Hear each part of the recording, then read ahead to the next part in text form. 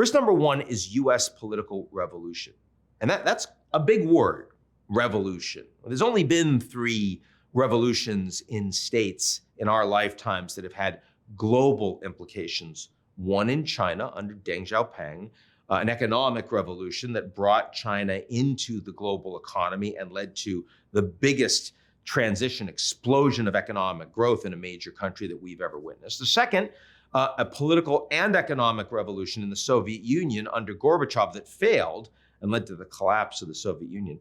And a third, a political revolution in the United States by President Trump meant to weaponize political institutions and levers of power that Trump believes has been weaponized against him, undo the administrative state, make it loyal to the presidency, and reduce or destroy the checks and balances on the US executive.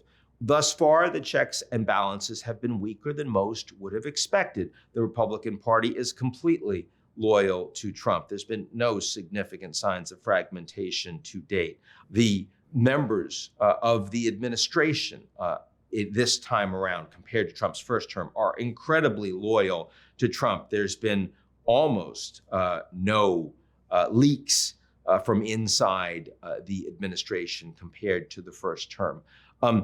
Broadly, you've had a number of institutions that have been a lot weaker in responding than one might have expected. All of those things make it more likely that the political revolution will be more successful before it is halted, if it is halted.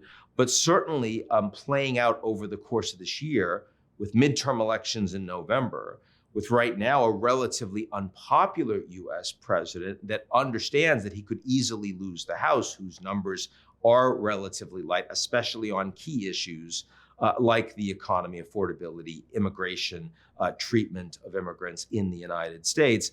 Those things make it more likely that Trump will double down on his efforts, not that he will back down, because he feels that if the principal enemies to the United States, as he believes, domestically in the US, not China, not Russia, not anybody else, if they are returned to power, then it is the end for him, that they're going to go to jail or worse. And so irrespective of whether he's successful or he fails, certainly irrespective of whether you want him to be successful or you'd rather he fails, that's not relevant to the risk.